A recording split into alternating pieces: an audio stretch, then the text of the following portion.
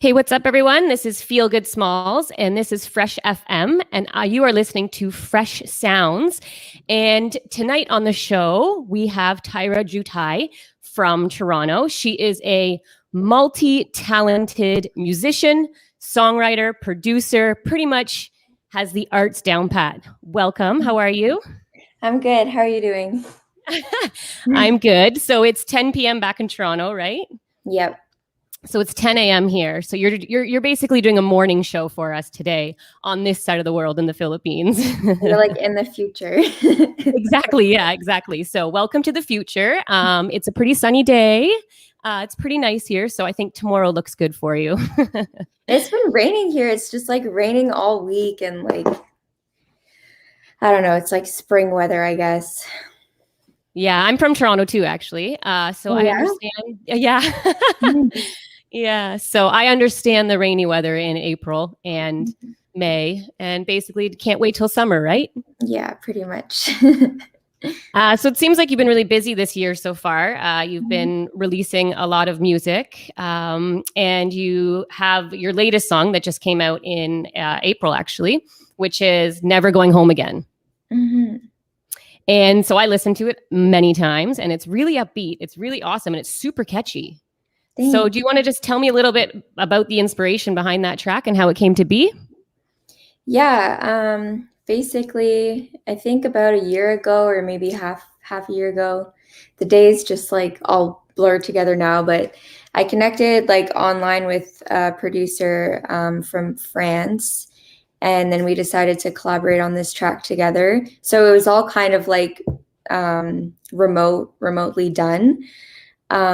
Basically though, like the inspiration behind it is like all of these feelings I've been having of being like in lockdown for so long and like missing going to parties and going to like block parties and street festivals and all of that kind of stuff. And so I kind of wanted to like feel that all again and have this really upbeat song that the line is like never going home again. Like you're out, you don't want to go home, like you'll do anything you can not to have to go home. And yeah, so it's kind of like inspired by a longing to party again and be with friends and all No, of that. yes.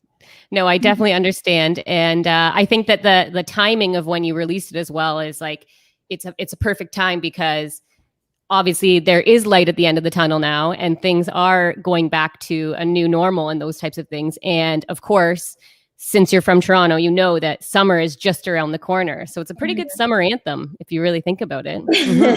Hopefully for other places like here, I don't know, we're still stuck in it, but I'm hopeful. Like I'm still hopeful. And I mean, even last summer, you know, we were like really locked down, but there's like little ways that you have to always kind of keep that like hope alive and keep that like spirit and that energy in you. But yeah, I'm very excited for everyone else who's like not still in lockdown and can like start to enjoy life again. Yeah, we'll definitely be playing it a lot out here. It's our summer right now, so it's a perfect track for I think beaches, parties, bars, everything. So it's a great track. I'm really liking it. Yeah, thank you. So what is your plan next? Like, do you have more songs that you're going to be releasing over the summer, or are you pushing more towards an EP again? Both. So I have 2 singles that are just being mastered now. They're all ready to go though. So I'm working on some visuals for those. So one will be coming out in June, and then the next one, I think July. And in the meantime, though, I'm also working on like a second EP. And I don't have like a release date for that yet, but I'm hoping that it'll be like fall or before the end of the year. We're still just doing like a bit of additional production. But the songs are all there. They're all like ready to go. You mentioned when you were producing and working on Never Going Home Again that you basically made it all remotely because of the circumstances. Mm-hmm. Are these other tracks also made remotely as well as your upcoming album? Or are you allowed to, be in the studio again with people? Yeah, here it's kind of weird. Like we're allowed to be in studio. it's more like an underground thing, I guess, because like they're not like studios aren't monitored as much, I guess. I mean, it's not like there's big groups of people anyways, so like it's just you and the producer typically. Mm-hmm. But no, a lot of it is still remote. Like I have a pretty simple setup here. I'm actually like at home right now. But yeah, like a lot of it is remote. It's a little bit of both. A lot of the songs though, like they've already been written. Some of them are like a year old or like a couple years old. Some of them are newer. So yeah, it's a little bit of a mixed bag of how we're working it out, but it's actually like interesting, like remote work for music anyway. Like it hasn't been super difficult to coordinate as long as you have a like a studio set up at home. Yeah, exactly. Like I was just wondering if it's sort of changed your inspiration or like your motivation, but it sounds like, you know, if you have the studio at home and you have everything set up, you're just going on kind of as business as usual. Yeah, there's like memes on the internet from like producers where they're like, oh, you have to stay home like all day for 24 hours and like never leave. And they're like, oh, this is what we've been preparing for. But it's like, it's kind of true because you do spend a lot of time like as an artist, apart from when you're performing, like that all has changed. And that's definitely like changed somewhat like inspiration and motivation. Not somewhat, like it definitely has. But in terms of like studio recording, like all of that, you're doing it more like in isolation anyways, and you're doing it from home. Yeah. No, that's very true. Actually, that's a really good point. So let's talk a little bit about your favorite venue that you've performed in. Now we can do it two parts if you want. One, where in Toronto is one of your favorite places you've ever performed? Okay, in Toronto, it would have to be at Casa Loma. Do you know where Casa Loma is? Yeah, I do. I used Yeah. to actually live like right below it. So Oh, yeah. cool. Yeah, Yeah. I love that neighborhood. It's gorgeous. Mhm. Yeah, so probably there, like they do some series, like some concert series in the gardens. And like me, like I love like fantasy and like romanticism and all of this stuff. So just like sing, and I love just like singing outside and like nature and all of that. So that was just like a beautiful experience. And I think like I've sang there like a few times. I've performed there a few times. And one of the times it like started like pouring rain, and so everyone like came under the tent, but it was like still such a party, and it was like, yeah, just super fun. And you're right next to like the old castle, and it's pretty magical.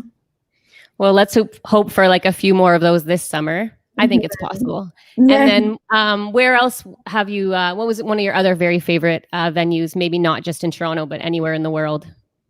I think like one that holds like special significance for me is a place in Amsterdam called the Backstage Hotel. And it's really just like a bar, but it's a bar, but it's also like a live music venue. And the reason that I like that place so much was because I like happened upon it while I was traveling there and just kind of touring around and looking for a place to like play music and connect with other artists. And so there's kind of like this anonymity and there's like a freedom in that and kind of being on the lam. And I don't know, I love experiences like that they're really like raw and poetic. And so yeah, probably there. That sounds great. Impromptu, right? Like just sort Yeah. of go with the flow. And if it happens kind of thing. Yeah, exactly. Oh, that's great. So it seems like though that you also, aside from your music and your production and everything and your songwriting, you're very creative overall. Like you're really into fashion, you're really into, I don't know, content creation and all these things. Can Yeah. you talk a little bit about your fashion inspirations? Yeah, there's like so many inspiration in general. Like I think this ties in with music. Like people will be like, what are your influences? And like I'm influenced by like a painter in my music just as much as like other musicians, for instance. So for fashion, I think the same thing kind of goes. Like you can be inspired by a romantic composer from the like a classical composer, and that can influence your fashion. For me, like, I don't know, I like a lot of like Yves Saint Laurent. I love certain like decades in fashion because I grew up like thrifting and collecting vintage and learning how to sew and also create my own pieces. But yeah, because I like sew and create my own stuff, I like to like take older influences but like propel them forward in some way and do something new with them. Yeah.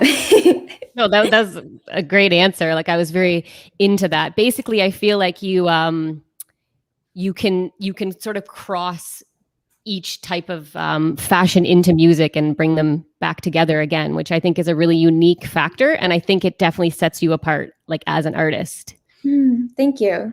Yeah, For me, it's just fun. Like it's fun to do just something that's different. Like even though like music is my main thing, sometimes you need a break, and then I'll go and sketch, or I'll go and even not creative things, like go take a walk and go live your life, like just do other things for inspiration.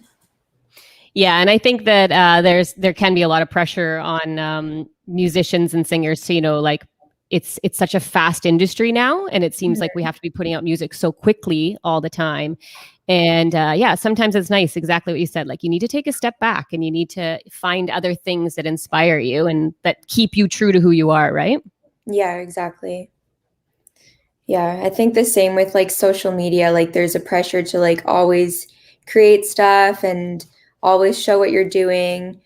And I think you just have to like do what's right for you. And it's okay to try something also, and like maybe it's not for you. Like, I don't know, it's okay to like maybe like start a YouTube. Like I tried to do like YouTube for a while and like be a YouTuber, and I was like, oh no, this like really isn't my thing. Like I just like would have so much anxiety like doing these videos, and I was like, okay, let's try something else. Like, yeah. And you don't want all your hobbies to become work, right? Like you don't want to feel like everything you do is work. Like there has to be some things in life that you just do for the sake of loving it. Yeah, definitely. Yeah, that's super important. Yeah, well, that's so great. What about your dream collab? If you could collaborate with any other singer, who would it be? Any other You can name a few. You can name a few. I love Sia. Like she has an amazing voice. She's like super talented. She's also like crossed over into like the art world, and but she's an amazing songwriter, and I've always like looked up to her for that, like for years and years since I was like way younger, and she's super cool. So that's like one off the top of my head.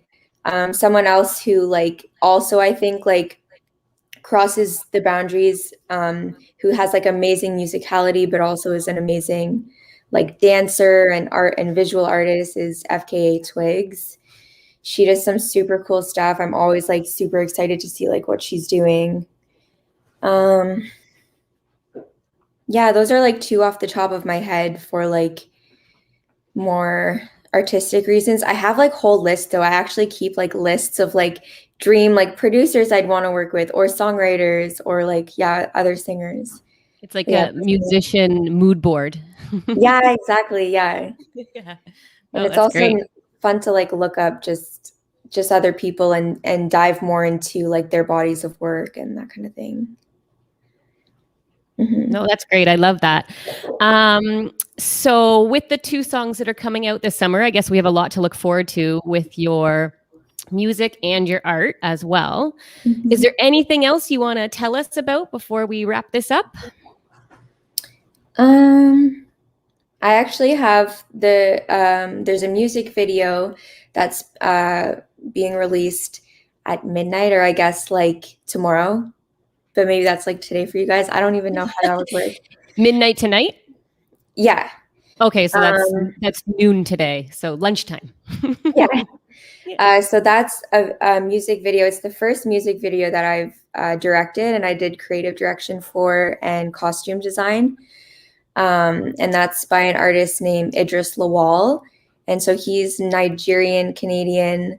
And the song's called Wallflowers. So if you're interested in seeing like more like me behind the camera, or like more work that I do with costumes and creative direction, you can check that out. And then I also have a music video coming out May 17th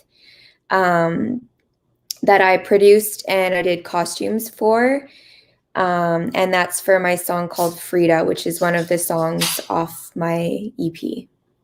Oh, wow. So you have a lot coming out. Okay, great. I'm definitely going to watch the music video at 12 noon today. Yeah, it's super cool. It's like, it's really powerful. I'm so honored that like he asked me to direct it, and that it turned out the way it did. And I think it's a really, really powerful song.